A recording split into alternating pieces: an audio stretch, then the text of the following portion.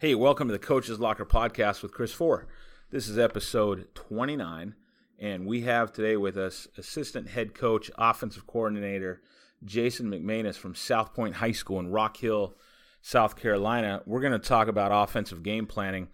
Coach McManus was the East team offensive coordinator for the Army national game, a big game that happens every year. That's a huge honor for him.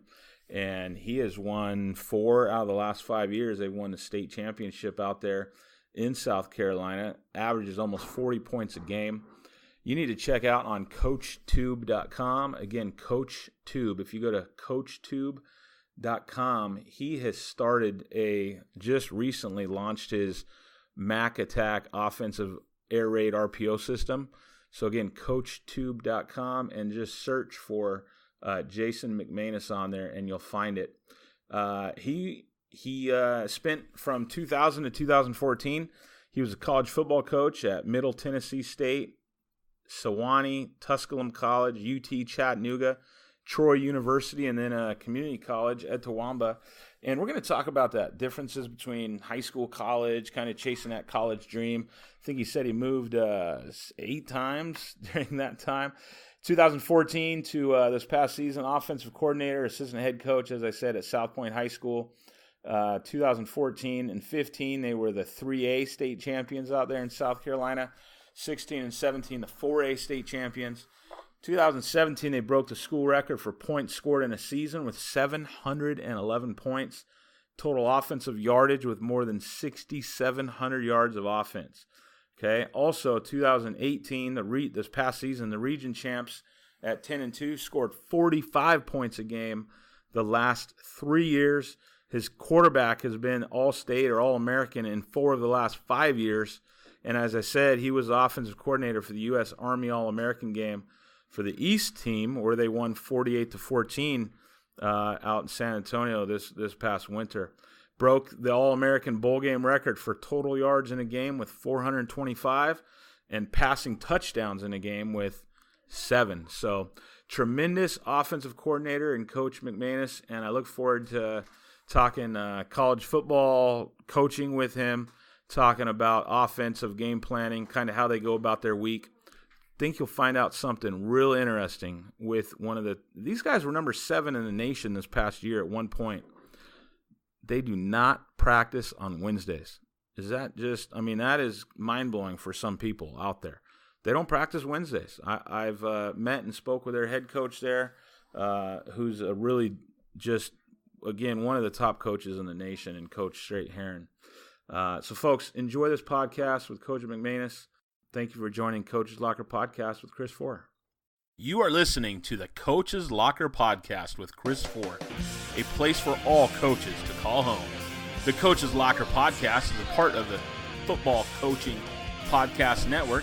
Please visit footballcoachingpodcast.com to hear and see our entire lineup of top football coaches coming to you every single podcast with valuable information to help you and your program.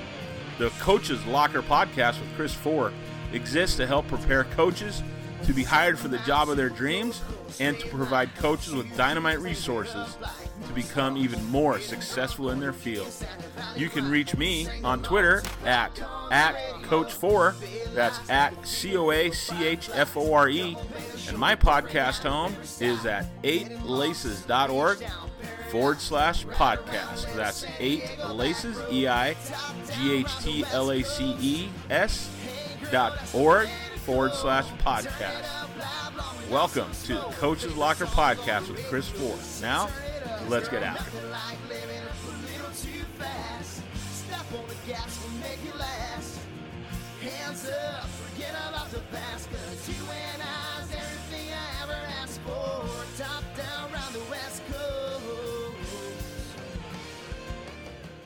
Coach, I want to thank you for joining us here today on the Coach's Locker Podcast. I know you spent quite a bit of time, you said about 15 years, yes, sir, at the college level, and now you are assistant head coach at one of the, I think you guys were up to top 7 in the nation this year there at South Pointe High School in South Carolina. Talk to me a little bit about the differences between coaching at that collegiate level, high school level, so many guys I deal with in my consulting business think that college is the end-all, be-all. What can you do to address that? Well, the first thing about coaching in college football is it's really, really hard to survive in college football. Yeah. There's a lot of politics in college football. A lot of it has to do with where you played and, being at the Division I level and having that namesake, so to speak, kind of gets you to that higher level. Whereas for me, I was just an average college football player, classic underachiever. So a guy like me, it's hard to survive in college football. In college football, the workload is unbelievable. Unless you're at the highest level, it's hard to make money. So obviously the high school workload is not as much, and the quality of life is so much better. Yeah. When you're a college coach, it's 365 with the recruiting, with the camps, with the travel, the game planning, the film study. It is a year-round deal. Whereas high school, you kind of have your seasons where you work hard, and then you can kind of reset in the off season, and it's not as demanding. A lot more free time, a lot less stress, a lot less moving. How many times did you move in those 15 years? And it's funny. I think I moved like 8 times in like 15 years. Wow. And there were a couple times where I moved like 1 year just to take a slight pay raise and thinking it is to climb up the ladder. Yeah. So, again, it's kind of giving me a different perspective on it. But if you can break into college football at all, you want to try to go to the highest level immediately. Yeah. It's really, really hard for a coach to start at junior college, Division III, then climb up to Division II, then climb up to 1AA, then climb the quote unquote ladder. It's really, really tough to do that. And so, do you think that's because guys get labeled? Oh, he's a Division III coach. Yeah, right. That's what happens. You get labeled, and then a lot of times, again, it goes back to what I said earlier about the perception of. Yeah. Let's say you're a GA at Georgia and you played at Georgia. That name recognition, that perception. That's really, really important in college football. Yeah. And mostly, I think it has to do with the relatability to the players. Yep. If I'm an assistant strength coach at LSU and I played at Georgia, well, they're going to resonate with those guys a little more than a guy who played at a D3 school. Yeah. So I think there's a lot of that in college football. So if you can get at the highest level, stay at the highest level. Don't go from the highest level town to junior college and then try to work your way back up. So I tell that guys that all the time that want to get in college football. If you can go be an analyst at a 1A school or a GA or a volunteer, by all means do that. But to go from a high school coach to a Division II school, there's not a lot of difference there. Yeah, and financially speaking, there's not a lot of difference, right? Yeah, absolutely not. When you're making that move. Yeah, the high school situation, where we are, we do okay. Of course, a lot of the high school coaches are making really good money, but there's not a lot of money in college football unless if you're a coordinator at an FCS, okay, you're doing well. And then those next level jobs, the MACs, the Sun Belts, you're doing okay. But until you get to the ACC or SEC, you're not making the big money until you get to that level. So a lot of high school coaches, especially at the big jobs, are making more than, your coordinators at the Furmans and the Woffords and those places. So, again, it's another thing, too. College football is a lot of ego. Mm-hmm. And I know when I was a young coach and being a college coach, I had that shirt on with that logo, and it was more of about an ego thing. And now I've learned to just kind of put that to the side. And just because you're a college football coach doesn't mean you're a great coach or you're better than any other high school coach. So I've learned that, and I've seen that, and I've lived that.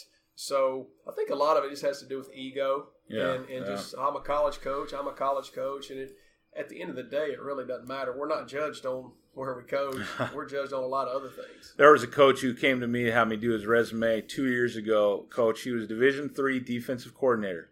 He made $12,000 a year. $12,000. I asked him, how do you even live on that? He was, his parents had a lot of money. Yeah. And they said they were going to give him till 30 years old, and they were going to subsidize him.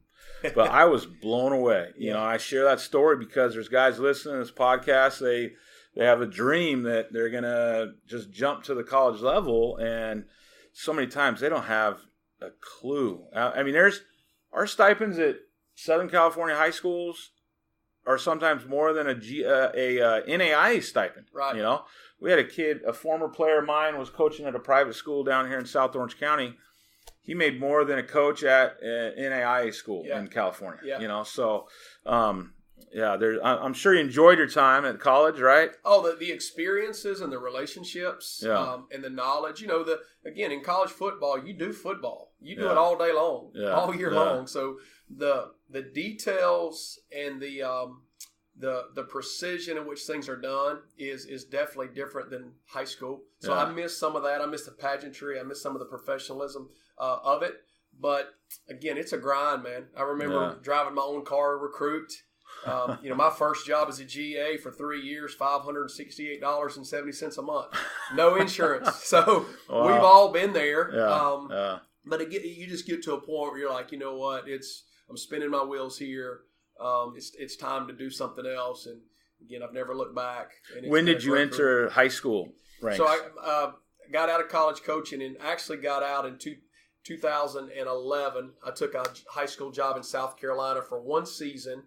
And then a buddy of mine got a junior college job in Mississippi. And I know in California, the junior college system's, you know, really, really good. So those junior college jobs are pretty lucrative. They pay well. You get to coach great athletes. Mm-hmm. And again, I kind of thought, well, if I do that, I'm going to foster relationships with college coaches, and then maybe that could parlay me into a Division I job. Yeah. But then ultimately, I figured out that junior college football is glorified high school. Mm-hmm. So 2014, January, I moved back to South Carolina to be closer to family. And I've been at South Pointe ever since. So it's 5.5 years, really, as a high school coach. How many state championship? 14 you coached there? So 14 was my first year. Yeah. 14, 15, 16, 17 state champions. Yeah, 4 of the last 5 years we won state. This year, we lost in the second round, 50-49 in double overtime. Saw that. Just one of the craziest games I've ever been a part of. You know, you watch the game and you're like, there's something going on here. You know, they had 4 penalties. I think we had 16. And it was at our home field. And then we lost on a 2-point conversion. But we weren't quite as tough as we've been in the past, and I think that got us in the end. We were good enough offensively, and we were good defensively, but we were just not as tough. And I knew earlier in the year that was probably going to get us, and it ended up getting us late in the year. You guys average a lot of points. You score a lot of points. Yes, sir. Now, you're the offensive coordinator. We're going to talk here about offensive game planning in a minute. Coach, you've put together something that's pretty awesome on CoachTube.com. The Mac Attack Spread RPO Offensive System. 18 hours of video, 300 pages of playbooks. Why? Why did you do that? And tell us a little bit about that. You know, so when I was a college coach, you know, I had a lot of videos, I had a lot of information, and you know, I used to provide it to coaches. And you know, as I got into high school, I kind of got away from that. And then about 2 or 3 years ago, you know, I started getting back hot and heavy with the Glazier circuit and the Nike circuit, and started rekindling those relationships from guys in the past. And you know, at the you know, the nudge of a lot of the guys with Glazier, like, you know, Coach, you have a great product here, and you have a great system. You guys have done really, really well, and I think it would be beneficial for you to start developing a system to help high school coaches. So, you know, I've had so many people through the years contact me about, Coach, can you send me this? Coach, can you help me? Coach, can we come see you? So, you know, about last year, you know, I met with Rick Stewart and the guys at Coach Tube and the guys at Glazier, and we kind of decided that we were going to come up with a system.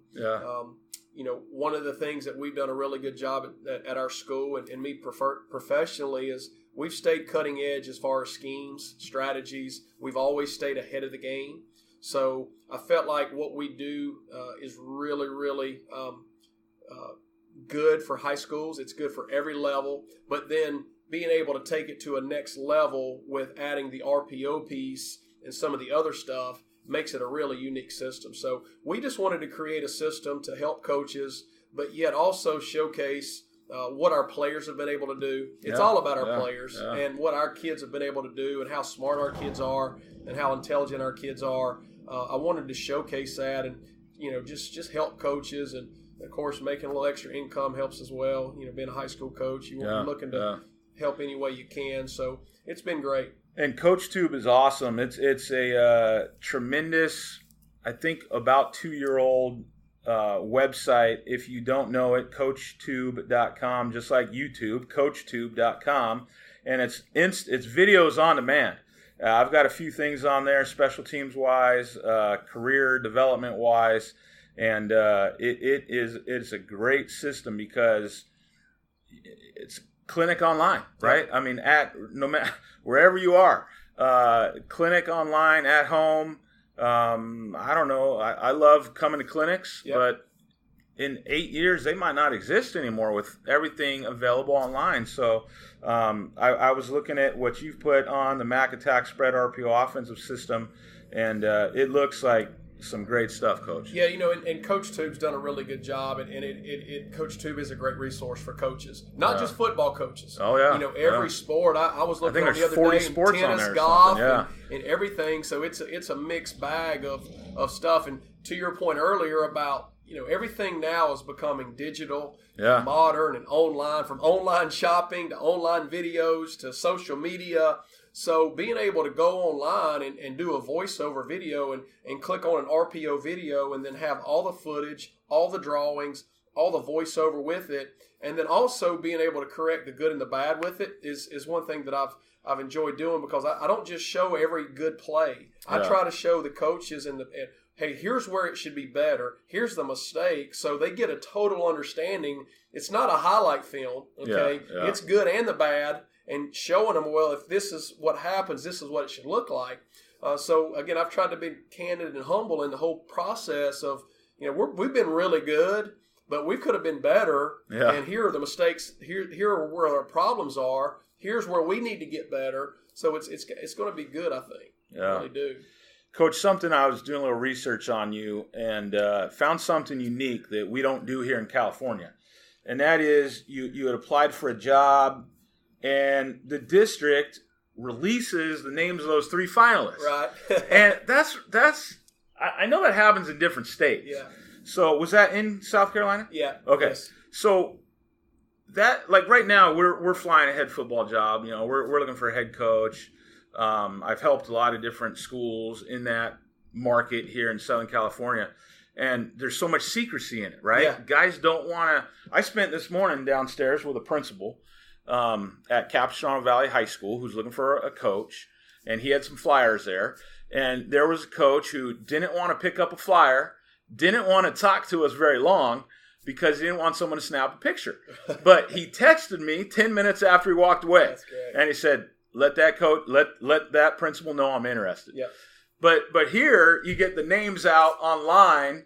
How do you deal with that, like with your current administration, your current head coach, your kids? So with our success, what we've been able to do, and of course my background as a college coach, and then the success we've had, it's a natural step for an assistant coach, a successful offensive coordinator and defensive coordinator. Yeah. It's the American way, right? Yeah. You promote, move up that ladder. Move up the ladder. Yep. And, I think that the first thing in dealing with the administration and the football coach is you just have to have an open line of communication. And obviously people should always look out for people's best interests. Yeah. So if you've worked hard for somebody, you've been loyal to somebody, then it's the American way for that person to want to see you succeed and get better. So, our program has been in the limelight, and again, what we've been able to do offensively has kind of been all over the state, all over the country. And so the Union was a small town, and I've been at South Pointe for 5 years, and I've only interviewed for just a couple jobs because I wanted to be selective, and I don't want to just jump and just take one to take one. So, it's a small town. They love football, very passionate. And, of course, I have great relationships with the media people in Rock Hill and Charlotte. So I always wanted those guys to feel like, hey, they knew what was going on because they've been really good to us and covering our players. So, they just kind of got it out there that I was a finalist. And I think that the people in Union wanted to communicate to the community that, hey, here's where we are. Here's what we're trying to do. Because it was actually late in the process And then I was actually offered the position and turned it down due to the timing of it. And it just wasn't right at the time. But yeah, there is a lot of secrecy, and a lot of the committees and people they're kind of, they have to sign waivers and affidavits saying hey, you can't do that. So in that situation, it's just how different. Small towns do it different. Yeah, where maybe big districts wouldn't do it that way. Okay, so South Carolina, do all the districts do it, or just that district? No, I think that district was just again laid back and small town, and whereas if you're in Charlotte, Mecklenburg, it might be a little, a lot more tight-lipped. I see. And of course, you might have people on the inside that but yeah, it's just, I think it just has to do with the district and the relationships that are built. And of course, when the media gets involved, then they can really start prodding and digging and things of that nature. But yeah, I think, again, you have to have great relationships with the administration and your coaches. Yeah. And I've never been in a position where I felt like I had to go behind anybody's back to pursue a job. Yeah, that's good. Our principal was very, very supportive. Again, because of the success we've had, it should have been a non-issue or non-conversation. Hey, Doc, I'm going to apply for this job. I'm going to probably get you to help me because, again, you want to create a culture where you're developing leaders.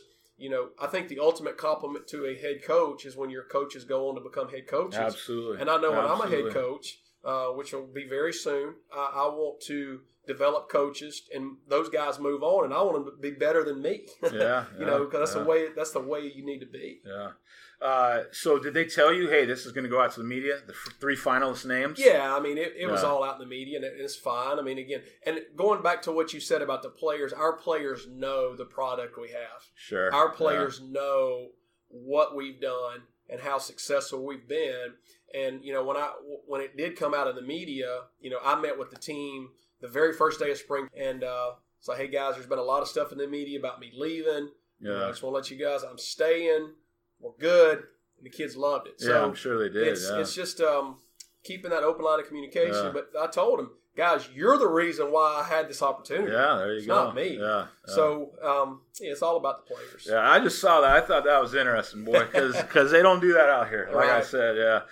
Coach, what's the first step in offensive game planning for you guys? You've played your week 1. You're now on to week 2. Right. What's the very first thing you do? So you talking about our weekend schedule or going to the next opponent or kind of how you want to? Anything with that.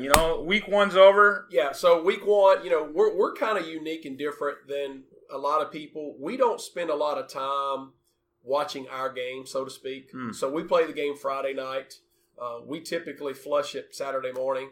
We will watch it for maybe 30 minutes. We don't. Wow. We're new school in the fact that we don't waste a lot of time grading kids. I was speaking yesterday, and the guys got a kick out of it. I said, "Hey, how many of you guys in here have a 2-deep offensive line?" And nobody raised their hand. And then I said, "How many guys in here have 3 centers that can snap a football?" Nobody raised their hand. So I said, so my point is, I have 5 offensive linemen. We're not going to grade them dudes because I don't care how bad they play. The same 5 are going to be there next week. So they got a kick out of that. Point. And, so it didn't matter how bad my center plays. So when we evaluate our game, I'm always evaluating myself. I'm always evaluating the play call, the scheme. And we kind of look at it more from perspective of where are we not good? Okay, we're not protecting well, or we're not blocking on the perimeter well, because the scheme is set, the scheme is in place. So there's not a lot of conversation really about scheme. It's more about, man, we need to run the ball more. We're running to the right every play. So it's all about self-scout. And then once we flush the game, then we start transitioning into the next opponent, and we do that on Sunday. One of the first things that we talk about is we try to identify which games that we need to watch are specific to us. I'll give you a funny example. Last year it's like the 3rd game of the year, and one of the games was a scrimmage. So me and our offensive line coach spent like 20 minutes trying to figure out which team was which. We had no clue who we were watching. Wow. And we ended up watching a JV team for like 30 minutes. So we were like, we're not doing this. So you need to identify what games relate to you. If I'm scouting you guys and y'all run the wing T, I'm not going to watch that game because that's not specific to what we do. Yeah. And I might have to go back and look at last year's film. So I'm going to always identify what games we do first. And then from there, we just start our breakdown process. Each coach has a film responsibility. And, Huddle does a really good job of being able to, you can work remotely and you can work 4 or 5 coaches at one time on a game. Yeah. So each coach has a film breakdown responsibility. And then from there, once we break down typically the 3 games, then I run cut-ups. And then we do personnel, we do formation, we do blitzes, we do field zones, red zone, goal line, coming off. We do every simple situation you can name. And then I also run a 3-game self-scout. And then from there, we just start watching the cut-ups. We watch 10 personnel and then 20 personnel and empty. And on Sunday, we kind of get a preliminary game plan of how they're going to align to our basic stuff. And then on Monday and Tuesday, we just kind of go through our basic stuff against the basic looks we're going to see. And then I always go back and rewatch everything again on Monday and Tuesday. Wednesday for us is a huge red zone goal line day. Thursday's kind of the same thing. So Monday, Tuesday, weekend work, base stuff. Wednesday, Thursday, transitioning into blitz pickup, the blitzing tendencies, protections. And then, of course, we just play the game. But we're all about self-scout. We're all about doing what we do. The whole you hear high school coaches say all the time, well, we do what we do. We really do that. It might look different from week to week. And, I always try to get creative, be multiple, run different things. And especially when we're in the playoffs, teams typically don't have all our games. So there might be some things that we ran middle of the season that they've never seen. So I might go back to that. And there's times where we've been able to run a totally different looking offense in the playoffs because they haven't seen what we were doing earlier in the year. So it really has helped us in the past. How many staff do you have offensive side? Yeah, so I'm the offensive coordinator and I coach the quarterbacks. We have an offensive line coach. We have a running back coach, and then we have a receiver coach. The running back coach takes the H-backs in the run game, and then I take the tight ends, H-backs in the pass game. And then, of course, each coach has their responsibility. We have a junior varsity staff, which consists of an offensive coordinator, an offensive line coach, and a running back coach, and then a 9th grade staff as well. Gotcha. But the varsity coaches only work on the weekends. So what do you guys have done all your work now, Saturday and Sunday, Monday gets here, or maybe you do it on Sundays. What do you give to the kids? So we run all the cut-ups, and then we share all the huddle cut-ups with the kids. We do what we call an enemy board. We don't specifically print out scouting reports, but we have this huge bulletin board in the locker room, and our receiver coach is in charge of the bulletin board material, the enemy board material. So he prints off articles. He goes on Twitter, and if a kid's talking junk on Twitter, and we've been known to even make stuff up. This kid said this, and we'll quote it and stuff. So we put it on the enemy board for the players, so when they come in on Monday, they see all that. I love that. And then I also I share the cut-ups with the kids. I might run a specific cut-up for the quarterbacks. Hey, here's what we need to correct. Here's what we need to work on, da-da-da-da-da. But, we just share the cut-ups with the kids. They watch it. We monitor who's watching what. And then on the weekends, on Wednesdays, we actually meet and watch film again. And, so they're getting the enemy board material, but we're not going to kill trees with a lot of paper and stuff. Yeah. So do you bring them in Monday to watch that film? So we actually practice a little bit different. I don't know if you're familiar with the Olympic practice model that Chip Kelly did when he was at Oregon. But, we practice on Monday for 2 hours, helmets and shoulder pads, full speed, nobody on the ground. Tuesday is full gear, live, goal line, physical, knocking the heck out of each other. Well, on Wednesday, we have adopted the Olympic practice model where we actually give our guys Wednesday off. Okay, the whole premise of that, and I'm actually talking about that tonight, is how you're basically resting, recovering. On Wednesday, we're doing treatment. We're doing yoga. We're doing stretching. So it's all about the mental break. kind of like your body. If you're crashing to study for a test, you just study, work. You play the game, then you crash. And the whole premise of this model is, if you're practicing Monday, Tuesday, Wednesday, that Thursday is really kind of a walkthrough. You know what I'm saying? Yeah. The old school Thursday. So the last time you've taken a full speed rep is on Wednesday. Okay. Whereas the way we do it is on Thursday, it is full speed, shoulder pads and helmets. So we're going full speed. And it also, the intensity and competition mindset piece of it, where you're competing and you're intense on Thursday, and then you're training the body to kind of stay in that same mindset. So Monday, Tuesday, Wednesday, if you take Thursday off, then you got to gear the body back up to participate and perform. Whereas the Olympic model, Monday, Tuesday, rest. Thursday, you're already geared up, ready to go, and you're at that level of competition and intensity. So it's been great for us. I did a study in 2017, when we finished number 4 in the country. I really watched like our running backs. And if you watch game 15 and game 1, our kids were as fresh game 15 as they were game 1. Wow, it was unbelievable. We had like 2 concussions the last 2 years. It's been amazing. Yeah. So no practice Wednesday. Nothing. We come in at 4 o'clock. Awesome. We come in at 4 o'clock. We do about a 30-minute character education session. Urban Meyer's book, Above the Line. Tim and Brian Kite, the E plus R equals O. No BCD, above the line, below the line behavior, the whole blame, complain, defend. We're constantly pumping character education into our guys. So we broke up into team units, groups of 7 or 8, and we gave them a lesson. And then at 4:30 to about 5 o'clock, we would watch film as a position group. Wow. I would take the quarterbacks, the receivers, and the running backs. We'd meet together. And then 5 o'clock, we feed them, give them a Powerade, hydrate them, send them home. Wow. But the whole thing is Thursday is full speed now. It is full speed, nobody on the ground, physical.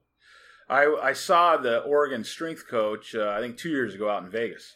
And he talked about that model, and I first time I'd heard about that, and I loved it. Yes, and the fact that they also lift on game day. Do you guys do that? We don't lift on game day. Okay. We need to do a better job lifting weights, but that's something that needs to be fixed. But but he talked about that whole mental, the whole body getting ready, and how I sat there going, why do we calm down and have a 30-minute practice on the day before the game? And it made a lot of sense. So I didn't know you guys were doing that. Yes, sir. How many high schools are doing that you know of?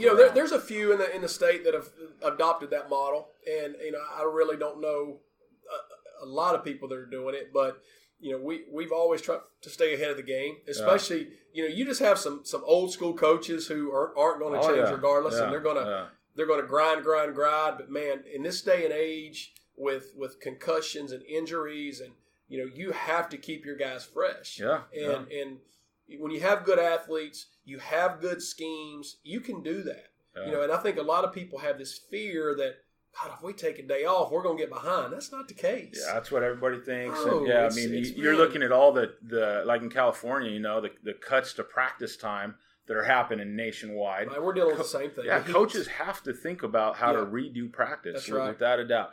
Okay, so how much, what does, we talked about your week, what does game day look like as an offensive coordinator there for you? So for me, everything's done.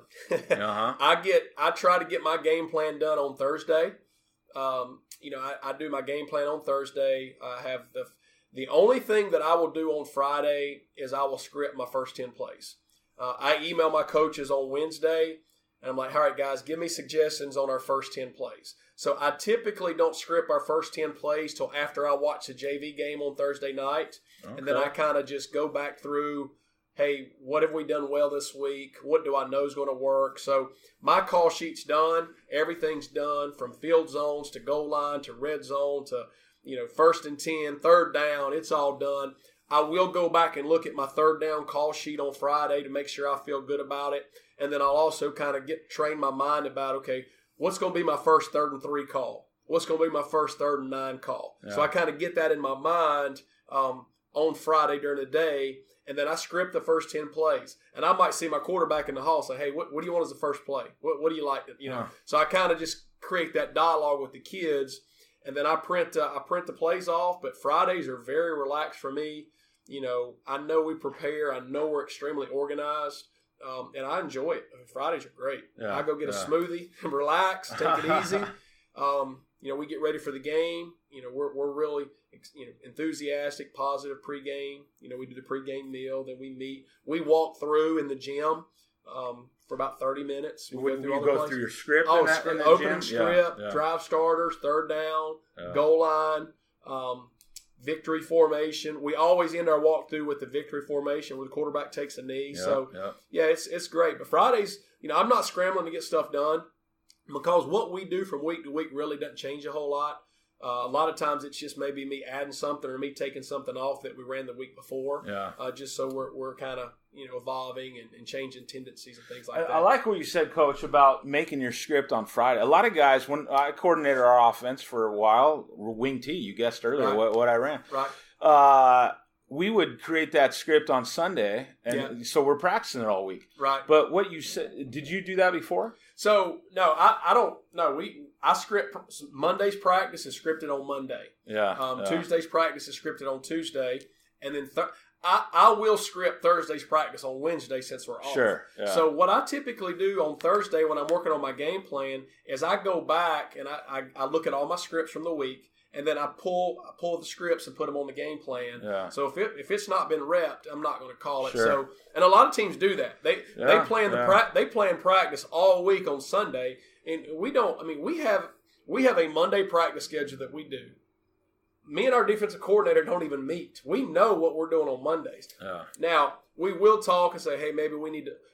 We got a kid that we need to play linebacker this week, or hey, I'm going to need your quarterback to play corner on third down this week. So we kind of factor that in as far as maybe practicing it, changing practice a little bit. But the core and the integrity of our practice structure never changes on Monday, Tuesday, or Thursday. Yeah. So we do our scripts. We'll get together and go from there. But, on Sunday, we just kind of write down some ideas of what we're going to run. Hey, let's run power this way this week. We ran it this way last week. We need to do this RPO because the outside linebacker's really aggressive. So let's do this. So we just kind of get it down on paper, and I just kind of write it all down and put it on the board. And then I go back and rewatch everything again on Monday, and then I just start my scripts. Yeah. Well, I like what you said about watching that JV game and seeing how's this going to affect our script for tomorrow. And another thing too, so much changes. Absolutely. I mean, you can have your practice schedule done on Monday, and then your quarterback gets in trouble, or a kid gets he's not at school, he's sick that day, or then he don't come to practice. So I mean, all those challenges of high school. So I like being ahead, but I also understand how things can change immediately quickly. Yeah. How do you communicate your plays? So I'm always in the press box. I like being in the box, being able to see down. So I call the play. I get the play in really, really fast. Again, in my mind, I know I have my go-tos and things that I like to do based on situations. And a lot of times I'm calling the play. I'm calling the next play before the play's even over. So our guys never have to worry about me getting the play in. And then I radio it down. We have a live signal guy. He is doing the signals. And then we have a live formation guy who's doing the formations. Okay. And then we have one or two dummy signal coaches who are doing dummy signals. So, example, our dummy signal guy might be given the JV signals. Or if it's a run, he might be signaling a pass, okay? And then at halftime, we might change it up. And, okay, you go be the live signal guy, and then you be the dummy guy. I've got 3 or 4 dudes there, and they're going crazy with their signals, and they got their hats on. And, it's a big-time operation. And everything that we do in practice is game-like. Okay. So when we're scrimming, when we're doing inside run or we're doing 7-on-7, those same 4 coaches are on the sideline in practice doing it. Nice. Everything's nonverbal. Nice. Nobody screams a play. No coaches are screaming a play. The quarterback's the only one that's talking, and then our offensive line are communicating their plays. Zone right might be Zorro. They come up with buzzwords to kind of echo. Mm-hmm. So we really train our guys to key in on the signals, lock in on the signals. Even our walkthrough, the 4 guys are standing on the side doing the walkthrough in the gym. So very college-like. Yeah, absolutely. That's what we did at Troy. I mean, the first time I remember the first year I was at Troy, the only year I was at Troy, we went to we had our first walkthrough. It was our first game.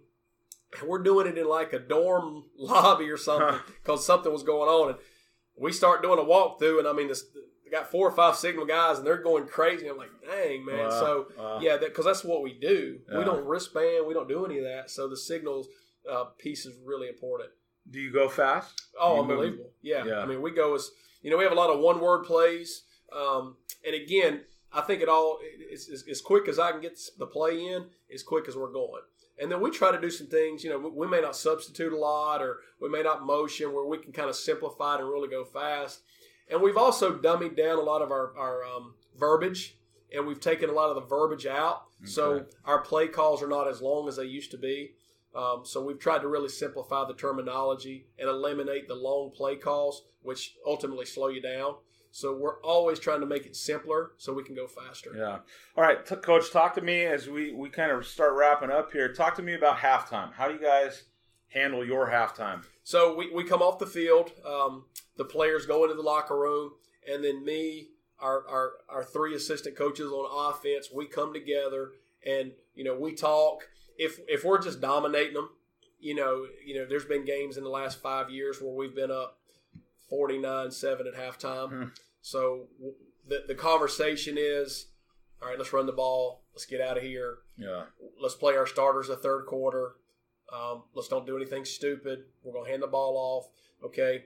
And then if we're in a situation where maybe we're struggling, then we're going to discuss, our offensive line coach, he's emphasis, run zone, man. Run zone. Run zone. Of course he is. And I'm like, you're right. Yeah. I need to run more zone. And then, so that's just one example of, where we're struggling in an area. So if we're struggling, we'll take suggestions, or a coach may say something, and then I'm going to always do a second half script. Okay. So basically, I might go back and pull some of the first 10 plays, and then I'm going to script the first series of the second half. There's also been games where we've struggled, but it was a drop, or it was a missed block, or it was just an administrative issue where the conversation is, guys, they hadn't stopped us at all. We've made mistakes. Let's clean the mistakes up. Let's get our guys locked in, okay? And then we're going to be fine in the second half. And typically when we reset and we refocus, then we come out in the second half and play better. 2016, we play a little team in the southern part of South Carolina, and we go on the road. It's the first. We've always have that one playoff game, the second round or third round, where it's like 15 degrees. It's freezing cold. The quarterback can't feel his hands. So junior year, the kid is at Clemson now, his first time on the road in the playoffs. We go to this crazy town that the fans are going nuts. It is 0-0 at halftime. Wow. And, we're playing great defense, and everybody's freaking out. And I'm like, guys, we're close. Just hang on. Second half, we score 35 points in the third quarter, and being like 41-7. So I think a lot of it is just kind of keeping everybody calm and staying the course and trusting what you're doing. And then, of course, if we're turning the ball over, if we're making mistakes, it's just having those conversations with the players. And then from there, each coach gets with their position guy, and then they echo the conversation. I always take my quarterback in the back, and I might draw some stuff up on the mirror in the bathroom, or, hey, we're going to come back and do this. Man, if we're calling this, you need to make sure you're working here. Just kind of reminders of what we're going to do in the second half. Or, hey, I might have to run you a little more. O-line coach is, if they're soft, he's challenging them. And then we kind of go back out and play the second half. Yeah, awesome. And then after the game, are you watching the game Friday night? No. God, I'm not that smart. I'm tired. I'm exhausted. I know there are a lot of old school coaches. They'll sit around and sit in that room for 2 or 3 hours. I cannot do that. I am mentally exhausted, and we do laundry. If it's our week, we do laundry. We see the players off. We go home. I get up early Saturday morning, and then I usually get on Hudl and watch it real quick, and then we'll buzz it again on Sunday. But now, if you're tired, you cannot watch it with a clear mind, and if you're you cannot be in a right frame of mind after a game and watch a game. You go back and watch it Monday after watching it Friday, you would probably see it a total different way. You're like, you input data and you're making mistakes, you're half asleep, and then you watch it Monday. It's like, what was I thinking? So we do it. We go home. Yeah. And then we watch it on the weekend. Coach, I appreciate your time very much. Thank you, man. If there's anybody who wants to reach out to you, how should they do that? Yeah, you can reach me. My email address is macattackspreadrposystem@gmail.com. My cell phone number is 803-448-7804. And then you can also follow me on Twitter at Coach MAC Jason, at Coach Mac Jason. Awesome. This has been fun. Really appreciate it. Thank you, man. All right, Coach.